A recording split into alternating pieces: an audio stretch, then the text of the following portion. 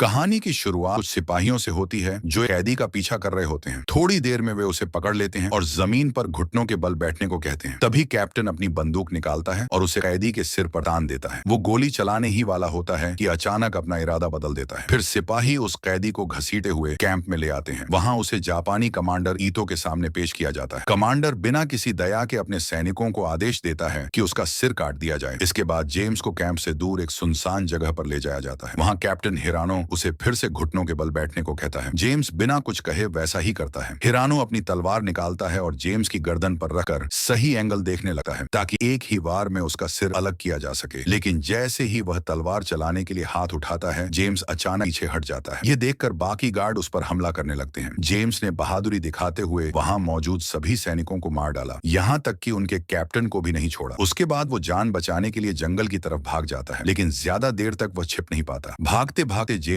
उनके लगाए हुए जाल में फंस जाता है। उसका चाकू भी नीचे गिर जाता है, इसलिए वो जाल को काटकर खुद को छुड़ा नहीं पाता और दोबारा पकड़ा जाता है। जब उसे कैंप में वापस लाया जाता है तो कमांडर गुस्से में पूछता है, ये अभी तक जिंदा क्यों है? मैंने तो इसे मारने का आदेश दिया था। इस पर कैप्टन जवाब देता है, इसने भागने की कोशिश की थी लेकिन हमारे जाल में फंस गया। कमांडर को जब पता चलता है कि जेम्स ने उसके कई सिपाहियों के साथ साथ कैप्टन हिरानो को भी मार दिया है तो उसका गुस्सा और बढ़ जाता है। वह जेम्स के पास आता है, उसका आर्मी बैज छीन लेता है और गुस्से में कहता है, हिरानो मेरे लिए भाई जैसा था, उसे मारकर तुमने अपनी जिंदगी की सबसे बड़ी गलती की है। जाओ आज अपनी जीत की खुशी मनाओ, कल हम तुम्हें कुत्ते की मौत मारेंगे। जेम्स को वहां से ले जाने के बाद कमांडर ने कहा, अगर चाहो तो मैं अभी ही इसे मार देता हूँ। लेकिन सभी जानते थे कि यह कैदी मौत से नहीं डरता, इसलिए कमांडर ने कुछ अलग और भयानक करने का फैसला किया, ऐसा कुछ जो पहले किसी के साथ न हुआ हो। अगले दिन एक फाइट रखी गई थी जिसमें जेम्स को तड़पा तड़पा कर मार दिया जाएगा ताकि उसकी मौत बाकी कैदियों के लिए सबक बन जाए। फिर जेम्स को उसकी जेल में डाल दिया गया जिस पर जवान 24 घंटे नजर रखते था। इन जापानियों ने ऐसे और भी कई लोगों को अपने कैंप में बंदी बना रखा था। रात में सारे कैदी आपस में बातें कर रहे थे। एक कैदी ने जेम्स से कहा, हम भले ही यहाँ कैदी हैं, फिर भी अपने मिलिट्री डिसिप्लिन का पालन करते हैं। कुछ नियम हैं जिन्हें सबको मानना होता है, वरना यहाँ जिंदा बचना मुश्किल हो जाएगा। हमारे अपने कमांडर भी हैं, लेकिन उन्हें दूसरे सेल में रखा गया है। वे तुमसे कल मिलेंगे। जेम्स ने कहा, कल तक मैं जिंदा रहूंगा या नहीं मैं नहीं जानता। इन जापानियों ने मुझे कल मारने की धमकी दी है। जब बाकी कैदियों को पता चला कि जेम्स ने कैप्टन समेत 3 लोगों को मार दिया था तो वे सब उसके लिए दुआ करने लगे। जेम्स उस रात यहाँ से भागने के बारे में सोचने लगा, पर एक कैदी ने उसे समझाया कि यहाँ से भागना आसान है, असली मुश्किल ये है कि भागकर तुम कहाँ जाओगे। इस कैंप में वे लोग ही जिंदा रहते हैं जो दिन रात काम कर सकें। कमजोर कैदियों को दूसरे कैंपों में भेज दिया जाता है जो यहाँ से करीब 100 किलोमीटर दूर है। सुना गया है कि उन्हें पैदल आखिर तक ले जाया जाता है और कई लोग रास्ते में मर भी जाते हैं। ये सब सुनकर जेम्स सोचने लगा कि काश उन्होंने उसे वहीं मार ही दिया होता। अगले दिन सभी कैदियों को बाहर निकाला गया। कमांडर ईदो के आदेश पर एक सिपाही तलवार लेकर जेम्स के पास आया। जेम्स मान बैठा कि अब उसकी मौत नजदीक है, लेकिन आश्चर्य की बात यह हुई कि सिपाही ने उसे मारने के बजाय उसके हाथ खोल दिए। यह देख जेम्स हैरान रह गया। उसके बाद 3 और कैदियों को रिंग में लाया गया। ईथो ने कहा कि ये तीनों अपने सेल में खाना छिपा कर रख रहे थे और पकड़े गए हैं। कोई और ऐसा न करे, इसलिए आज इन्हें सख्त सबक देना जरूरी है। फिर उसने एक कुर्सी निकाली और आराम से बैठ गया जैसे कोई तमाशा शुरू होने वाला हो। एक आदमी ने घंटी बजाई और पीछे से एक फाइटर निकला जिसे वे लोग मौत का सौदागर कहते थे। पहले उन तीनों कैदियों को उसके साथ लड़ने के लिए भेजा गया। उन तीनों का उसके सामने कोई वजन ही नहीं था, पर अगर वे लड़ते नहीं तो उन्हें मार दिया जाता। इसलिए उनमें से एक आगे बढ़ा और हमला किया, लेकिन फाइटर ने उसे बस एक ही मुक्के में गिरा दिया। बाकी कैदियों ने भी लड़ने की कोशिश की, लेकिन किसी का भी उस फाइटर के सामने टिकना मुश्किल था। फाइटर ने सबको बेहोश कर दिया और यह लड़ाई शुरू होते ही खत्म हो गई। अब जेम्स की बारी आई। ईथो ने कहा, लड़ो जब तक किसी एक की मौत नहीं हो जाती। फाइटर पूरी तरह से तैयार था, पर उसने जेम्स को कम आंकने की गलती कर दी। जैसे ही वो फाइटर जेम्स पर पहला वार करने के लिए आगे बढ़ा, जेम्स ने उसे सिर्फ एक ही मुक्के में नॉकआउट कर दिया। फिर उसने मुट्ठी कसकर उस फाइटर के सिर पर इतनी जोर से मारा कि वह मौके पर ही मर गया। उनका सबसे ताकतवर फाइटर जेम्स ने पल भर में ऐसे मार डाला जैसे कोई कीड़ा मकोड़ा हो। ये देखकर वहां मौजूद हर कोई दंग रह गया। किसी को यकीन ही नहीं हुआ कि यह सच है। कमांडर ईतो को यह देखकर इतना गुस्सा आया कि वह अंदर चला गया। कैप्टन बोला, हमें इसे अभी खत्म करना चाहिए। ईतो ने ठंडे स्वर में कहा, यह बाकी कैदियों जैसा नहीं है, लेकिन इसे इसकी कीमत चुकानी होगी। आज नहीं तो कल ये जरूर मरेगा। अगले दिन गैब्रियल नाम का एक कैदी मजाक में बोला, तुम्हारे हाथ में पत्थर हैं क्या? कल तो तुमने उसे एक ही मुक्के में उड़ा दिया। थोड़ी देर बाद जेम्स की मुलाकात कोलिन से होती है जो उनका कैप्टन था। उसका एक पैर बम धमाके में घायल हो गया था, इसलिए उसे चलने में दिक्कत होती थी। कोलिन ने पूछा, तुमने इतनी जबरदस्त फाइटिंग कहाँ से सीखी? मैं यहाँ महीनों से हूँ, लेकिन आज तक कोई भी उस रिंग से जिंदा बाहर नहीं निकला। जेम्स बोला, मैंने कई जगहों से ट्रेनिंग ली है, हांगकांग, थाईलैंड, यहाँ तक कि जापान में भी। थोड़ी देर में एक सिपाही आया और जेम्स को ईतो के पास ले गया। ईतो ने पूछा, तुमने हमारे लड़ने पढ़ने के तरीके कहाँ से सीखे, लेकिन जेम्स ने कोई साफ जवाब नहीं दिया। ईथो ने देखा कि जेम्स के पास उसके पिता का आर्मी बैज है। जेम्स ने वह बैज वापस मांगा, लेकिन ईथो ने देने से इनकार कर दिया और बदतमीजी की सजा के तौर पर उसके चेहरे पर तलवार से एक गहरा कट लगा दिया। फिर उसने कहा, बस एक रात चैन से सो लो, कल तुम्हारी मौत पक्की है। अगले दिन फिर से फाइट का इंतजाम किया गया। जब जेम्स बाहर आया तो सारे कैदी उसका नाम चिल्लाने लगे, लेकिन जैसे ही उन्होंने देखा समझ गए कि यह फाइट न्यायपूर्ण नहीं थी। जेम्स के सामने एक नहीं बल्कि कई फाइटर खड़े थे। सभी को एक साथ उससे लड़ना था। घंटी बजते ही सब उस पर टूट पड़े, लेकिन जेम्स पूरी तैयारी के साथ रिंग में उतरा था। उसने एक एक करके सबको बुरी तरह पीटा। कुछ तो इतने डर गए कि रिंग से भागने लगे, लेकिन जेम्स ने उन्हें भी पकड़कर मार दिया। फाइट के आखिर में जेम्स ने एक जापानी सैनिक का गला पकड़ लिया और उसे दम घोंट कर मारने लगा। वो सैनिक भी जापानी था, लेकिन किसी ने भी उसकी मदद नहीं की। कुछ देर बाद जेम्स ने खुद ही उसे छोड़ दिया, उसकी जान बख्श दी। कमांडर को एक बार फिर हार का सामना करना पड़ा और जेम्स जिस तरह बाकी कैदियों का हौसला बढ़ा रहा था, वो कैंप वालों को अच्छा नहीं लग रहा था। कोलिन ने जेम्स से पूछा, तुमने उसे मारा क्यों नहीं? जेम्स बोला, वो तो बस अपने कमांडर के आदेश मान रहा था, हमारी तरह वो भी मरना नहीं चाहता था। इसी बीच हम देखते हैं कि तो लड़ाई में हारने वाले अपने ही सैनिकों को गोली मरवा देता है। इससे साफ पता चलता था कि वो अपने लोगों के लिए भी बिल्कुल बेरहम था। गैब्रियल बोला, एक हफ्ते बाद हमें दूसरे कैंप में ले जाएंगे, शायद वो जगह इस नर्क जैसी ना हो। लेकिन कोलिन बोला, मैं इन जापानियों को जानता हूँ, ये आधे से ज्यादा कैदियों को रास्ते में ही मार डालते हैं, खासकर जो चल नहीं पाते। तब जेम्स बोला, मुझे एक रेडियो चाहिए। अगर हमारी मिलिट्री अभी भी समुद्र किनारे तैनात है तो हम रेडियो से उनसे संपर्क कर सकते हैं। रेडियो वॉच टावर पर तैनात गार्ड के पास था, इसलिए अगले दिन कुछ कैदियों ने मिलकर कैंप में झगड़ा शुरू कर दिया। गार्ड्स को लगा कुछ बड़ा हो रहा है, इसलिए वे सब झगड़ा रोकने नीचे आ गए। इसी मौके का फायदा उठाकर जेम्स टावर पर चढ़ गया और रेडियो चुरा लिया। उधर गार्ड्स ने हवा में गोलियां चलाईं और कैदियों को शांत कर दिया, लेकिन तब तक जेम्स रेडियो लेकर नीचे आ चुका था। तभी एक नर्स ने जेम्स को देख लिया। जेम्स ने उसे चुप रहने के लिए कहा, लेकिन तभी एक गार्ड वहां आया और नर्स के साथ बदसलूकी करने लगा। मना करने पर उसने नर्स को जोर से थप्पड़ मार दिया, जिससे वह गिर पड़ी। सौभाग्य से गार्ड ने जेम्स को नहीं देखा और वहां से चला गया। जेम्स को नर्स के लिए बहुत बुरा लगा, लेकिन वह कुछ नहीं कर सकता था। इसके बाद जेम्स ने जल्दी से रेडियो छुपा दिया और कैदी बड़ी चालाकी से उसे अपने सेल में ले आए। एक कैदी बोला कि इस रेडियो से हम सिर्फ सुन सकते हैं, अगर हमने मदद का कोई सिग्नल भेजा तो हम पकड़े जाएंगे। उसने यह भी कहा कि अगर गार्ड्स को पता चला कि रेडियो गायब है तो वे हमें तब तक अत्याचार करेंगे जब तक रेडियो मिल नहीं जाता। लेकिन जेम्स बोला कि डरने की जरूरत नहीं है, उनके पास बहुत रेडियो है, एक गायब होने से उन्हें पता नहीं चलेगा। अगले दिन ईतो ने सभी कैदियों को बाहर खड़ा किया और कहा कि कुछ कैदियों को कैंप के उन हिस्सों में जाते देखा गया है जहां जाना मना है। उसने कोलिन की तरफ उंगली उठाई, लेकिन कोलिन ने कहा कि वह गलत आदमी पर शक कर रहा है। इसके बाद ईतो ने किसी और कैदी को पकड़ लिया, उसे रिंग में घसीट कर लाया गया और उससे उसके साथियों के नाम पूछे गए। ईतो ने वादा किया कि अगर वह सच बताएगा तो उसकी जान बख्श देगा। कैदी ने नाम बता दिए, लेकिन ईतो ने अपना वादा नहीं निभाया और दोनों को मरवा दिया। रात में जेम्स एक कैदी के पास गया और पूछा कि तुम उन दोनों को जानते थे ना? अगर उन्हें बाहर जाने का रास्ता पता था तो तुम्हें भी पता होगा। वह कैदी डर गया कि कहीं जेम्स भी उसे धोखा न दे, इसलिए उसने पहले कुछ नहीं बताया। लेकिन बाकी कैदियों के कहने पर उसने एक ब्लाइंड स्पॉट के बारे में बताया जहां से गार्ड्स की नजर में आए बिना बाहर जाया जा सकता था। उसी रात जेम्स रेडियो लेकर कैंप से बाहर निकल गया। वह घने जंगलों से होकर काफी दूर पहुंच गया। जब उसने रेडियो चालू किया तो उसे कुछ लोग नवाजो भाषा में बात करते सुनाई दिए। उधर कैंप में एक सोल्जर कैदियों की जांच करने आया। उसने देखा कि सभी अपनी जगह पर थे, लेकिन जब उसने जेम्स के बिस्तर से चादर हटाई तो वहां सिर्फ खाली बोरियां थीं। जेम्स भाग चुका था, लेकिन पता नहीं क्यों वह सिपाही शोर नहीं मचाता और चुपचाप वहां से चला जाता है। उधर जेम्स कुछ देर उन्हें सुनता रहता है और फिर कैंप में वापस आ जाता है। अगले दिन तीनों फिर मिलते हैं। जेम्स कहता है कि अमेरिकन लोग पास ही हैं। वह सब नवाजो भाषा में बात कर रहे थे। उसे नहीं पता कि वे क्या कह रहे थे। जेम्स बताता है कि यहाँ आते समय उसने एक ग्लाइडर देखा था। कोलिन कहता है कि हाँ, ग्लाइडर तो है, लेकिन उसमें मोटर नहीं है, इसलिए वह उड़ नहीं सकता। जेम्स समझाता है कि वह कोई साधारण ग्लाइडर नहीं है, उसमें एक हुक लगा है ताकि कोई प्लेन उसे खींचकर आसमान तक ले जा सके। उसका प्लान था कि अगर कोई पायलट अपना प्लेन काफी नीचे ले आए तो वे हुक को प्लेन से जोड़ दें और वह उन्हें ऊपर खींच ले जाएगा। गैब्रियल कहता है कि अगर थोड़ी भी गलती हुई तो कनेक्शन नहीं बनेगा और सब खतरे में पड़ जाएंगे। तभी एक गार्ड आता है और जेम्स को फिर से ईतो के सामने ले जाता है। इस बार ईतो उसे सम्मान देता है और बैठने की कुर्सी भी ऑफर करता है। ईतो पूछता है कि तुम नवाजो के बारे में क्या जानते हो? जेम्स कहता है कि उसे कुछ नहीं पता। ईतो समझाता है कि यह एक इंडियन भाषा है और अमेरिकन लोग इसका मतलब जानते होंगे। वह चाहता था कि जेम्स पता लगाए कि कौन इस भाषा को डिकोड कर सकता है। जेम्स कहता है कि अगर किसी को पता भी होगा तो भी कोई जापानियों को क्यों बताएगा। लेकिन ईतो का मानना था कि अपनी जान बचाने के लिए इंसान कुछ भी कर सकता है। वह जेम्स को धमकी देता है कि अगर किसी ने सच नहीं बताया तो वे कभी अपनी फैमिली को नहीं देख पाएंगे। जेम्स उसकी धमकियों से नहीं डरता। गार्ड उसे वापस ले जाते हैं। ईतो कहता है कि चाहूं तो अभी उसे मार दूं, लेकिन अभी मेरी समस्या कुछ और है। कैप्टन कहता है कि इससे बड़ी समस्या और क्या हो सकती है, इसे अभी मार देना चाहिए। तभी ईतो चिल्लाकर कहता है कि हम पर हमला होने वाला है। अमेरिकन और ब्रिटिश सेना पास ही है और कभी भी हमला कर सकती है। अगले दिन जेम्स को बुरी तरह टॉर्चर किया जाता है। उसे डंडों से पीटा जाता है जब तक कि वह बिल्कुल कमजोर न पड़ जाए, लेकिन इसके बाद उसे लड़ने के लिए कहा जाता है। जेम्स को कम आंकना उनकी सबसे बड़ी गलती थी। जैसे ही उसके हाथ खोले जाते हैं, वह घायल शेर की तरह टूट पड़ता है और सबको इतनी बुरी तरह मारता है कि कोई भी खड़ा नहीं रह पाता। कैप्टन अपने सैनिकों को डांटता है कि वे एक कैदी से हार गए। वह कमांडर से जेम्स को मारने की इजाजत मांगता है, लेकिन ईतो उसे मारने का आदेश नहीं देता। वह अपनी हार से शर्मिंदा था, इसलिए गुस्से में कुछ और कैदियों को गोली मार देता है और वापस चला जाता है। जेम्स बेहोश हो जाता है और जब होश आता है तो खुद को जापानियों के मेडिकल कैंप में पाता है। उन्होंने उसका इलाज किया था और उसके लिए एक नर्स भी रखी थी, थैलेसा, जो खुद भी एक कैदी थी। थैलेसा बताती है कि ईतो सो नहीं पा रहा है क्योंकि उसे लगता है कि जल्द ही हमला हो सकता है और अगर ऐसा हुआ तो वह किसी को जिंदा नहीं छोड़ेगा। रात में ईतो जेम्स से मिलने आता है और कहता है कि तुम अच्छे फाइटर हो, लेकिन अब तुम्हें और लोगों से लड़ना होगा। वह कहता है कि कल तुम मरोगे। जेम्स कहता है कि तुम ये बात 3 बार कह चुके हो, अगर मारना ही है तो इतना तमाशा क्यों? अगर सब ऐसे ही लड़ते रहे तो एक दिन सब मर जाएंगे और आखिर में सिर्फ तुम रह जाओगे, फिर क्या करोगे? ईतो चुपचाप चला जाता है। इसके बाद जेम्स अपने साथियों के पास लौटता है और वे उसे जिंदा देखकर खुश हो जाते हैं। कैदियों ने बताया कि जब वह मेडिकल कैंप में था तब कुछ अमेरिकन प्लेन ऊपर से गुजरे थे। इससे साफ था कि अमेरिकन पास हैं। उन्हें बस रेडियो से संपर्क करना था। खतरा था क्योंकि सिग्नल भेजते ही पकड़े जा सकते थे, पर अब यही रास्ता था। रात में जेम्स और गैब्रियल बाहर निकलते हैं, लेकिन गार्ड उन्हें देख लेता है। जेम्स समझ जाता है कि आज बाहर जाना ठीक नहीं। वह फिर किसी गार्ड को मारकर परेशानी नहीं बढ़ाना चाहता, इसलिए वापस आ जाते हैं। थोड़ी देर बाद गार्ड उनके सेल में आते हैं, लेकिन सब वहीं होते हैं। अगले दिन ईतो सभी कैदियों को इकट्ठा करता है और कहता है कि कल रात कुछ कैदियों ने बैरक तोड़कर गार्ड पर हमला किया। जो भी इसके पीछे है वह खुद सामने आए। जेम्स देखता है कि कोलिन को बहुत टॉर्चर किया गया है। वह आगे आकर कहता है कि गार्ड्स को मैंने मारा था। ईतो कहता है कि मुझे अच्छा लगा कि तुमने सच स्वीकार किया, लेकिन तुम अकेले नहीं थे। फिर वह एक कैदी को लाता है और जेम्स से कहता है कि उसे मार दो। अगर वह उसे मार देगा तो उसके दोस्त को छोड़ देगा, लेकिन जेम्स निहत्थे और कमजोर आदमी को मारने से इनकार कर देता है। तब ईतो उस आदमी को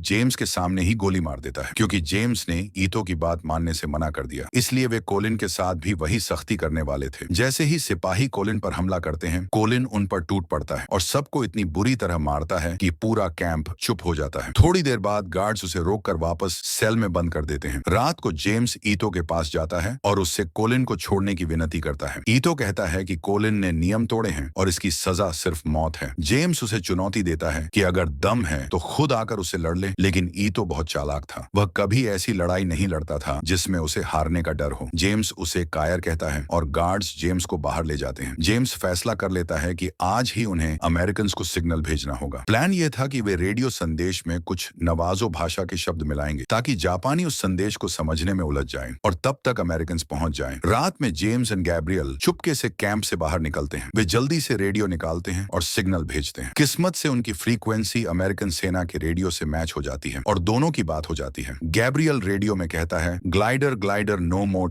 मोटर ईस्ट 22 डिग्री। सामने से जवाब आता है, कॉपी दैट। वे बीच में कुछ बेकार शब्द भी बोलते हैं ताकि जापानी और उलझ जाए। गैब्रियल को डर लगता है कि कहीं अमेरिकन ही संदेश न समझ पाए, लेकिन जेम्स कहता है कि वे जरूर समझेंगे कि यह संदेश हमने खतरे में भेजा है। दोनों वापस कैंप आते हैं, लेकिन सेल में कोई नहीं था। तभी गार्ड आ जाते हैं और दोनों को पीटकर बेहोश कर देते हैं। जब जेम्स होश में आता है, युद्ध शुरू हो चुका था। अमेरिकन जहाज कैंप पर बम गिरा रहे थे। जापानी डरकर कैदियों को मार रहे थे और कैंप छोड़कर भागने की सोच रहे थे। थैलेसा जेम्स के हाथ खोलती है और बताती है कि उसके पकड़े जाते ही हमला शुरू हो गया था और ईतो पागल की तरह सबको मार रहा है। जेम्स और थैलेसा बाहर निकलते हैं। कैंप पूरी तरह नष्ट हो चुका था। तभी एक बम गिरता है और कई गार्ड उड़ जाते हैं। वे रेडियो टावर की तरफ भागते हैं, लेकिन रास्ते में और गार्ड मिलते हैं। थैलेसा कहती है, तुम जाओ, हम इन्हें रोकते हैं। वह और उसका साथी पेट दर्द होने का बहाना करते हैं और गार्ड को अपनी ओर बुलाकर उसे चाकू मारकर खत्म कर देते हैं। उधर जेम्स टावर पहुंचता है और देखता है कि गार्ड कैदियों को लाइन में खड़ा कर गोली मार रहे थे। अगला नंबर उसके दोस्तों का था। जेम्स तुरंत गोली चलाकर उन्हें बचाता है और बाकी कैदी भी गार्ड्स पर हमला कर देते हैं। उधर कोलिन उस जापानी कप्तान से लड़ रहा था। लड़ाई बराबरी की थी, लेकिन जैसे ही कोलिन उसे हराने वाला था, किसी और ने पीछे से कोलिन को गोली मार दी और वह मर गया। इसी बीच जेम्स ईतो के कैंप में पहुंचता है। ईतो आराम से उसका इंतजार कर रहा था। जेम्स कहता है, अब तू भाग नहीं सकता। ईतो कहता है, भाग कौन रहा है, और तलवार फेंक कर लड़ाई के लिए बुलाता है। दोनों की लड़ाई होती है। ईतो कुछ देर टिकता है, लेकिन जेम्स की ताकत के सामने हार जाता है। उसका हाथ से तलवार गिरते ही वह बंदूक उठाता है, पर जेम्स उसे उठाकर बाहर फेंक देता है। जेम्स उसे मार डालने वाला था कि गैब्रियल उसे रोक लेता है। कहता है कि प्लेन आने वाला है, हमें अभी निकलना होगा। वे भागते हैं। कप्तान उन्हें देखता है और गोली चलाने की सोचता है, लेकिन ईतो उसे रोक देता है। उसकी आंखों में हार और शर्म साफ दिखाई देती थी। अगर वह जेम्स को मार भी देता तो भी यह सच नहीं बदलता कि वह खुद एक कायर है, इसलिए वह जेम्स को जाने देता है। अंत में जेम्स, गैब्रियल और बाकी बचे लोग ग्लाइडर तक पहुंचते हैं। वे उसे रस्सी से बांधते हैं और हुक तैयार करते हैं। सब अंदर बैठ जाते हैं। फिर एक अमेरिकन फाइटर प्लेन ऊपर से आता है। वह अपने हुक को नीचे गिराता है और प्लेन को बहुत नीचे लाता है। यह उनका एकमात्र मौका था। एक गलती से सब खत्म हो जाता, लेकिन हुक सही जगह फंस जाता है और प्लेन ग्लाइडर को हवा में उठा लेता है। आखिरकार वे बच जाते हैं। वे कैंप निकलने में सफल हो जाते हैं। हालांकि कैंप में सबकी किस्मत जेम्स जितनी अच्छी नहीं थी। जेम्स ने मन ही मन वादा किया कि वह एक दिन वापस आएगा और बाकी कैदियों को भी वहां से निकाल कर ले जाएगा। 8 साल बाद जब सेकेंड वर्ल्ड वॉर खत्म हो चुका था, जेम्स फिर से जापान आता है। वह यहाँ ईतो से मिलने आया था, क्योंकि दोनों के बीच का पुराना हिसाब अभी भी बाकी था। लेकिन ईतो वहाँ नहीं था। उसकी 1 साल पहले मौत हो चुकी थी। वहाँ उसका बेटा मौजूद था और जेम्स से पूछा कि वह यहाँ क्यों आया है। जेम्स को तभी पता चला कि ईतो की मौत हो चुकी है। जेम्स बिना कुछ बोले वापस जाने लगा, लेकिन ईतो के बेटे ने उसे रोक लिया। उसने जेम्स से एक बार लड़ने की रिक्वेस्ट की। जेम्स मान गया। लड़ाई शुरू हुई। ईतो के बेटे ने अपना सबसे ताकतवर मूव लगाया, लेकिन जेम्स उसे पहले से जानता था। उसने आसानी से उसे हरा दिया। जेम्स चाहता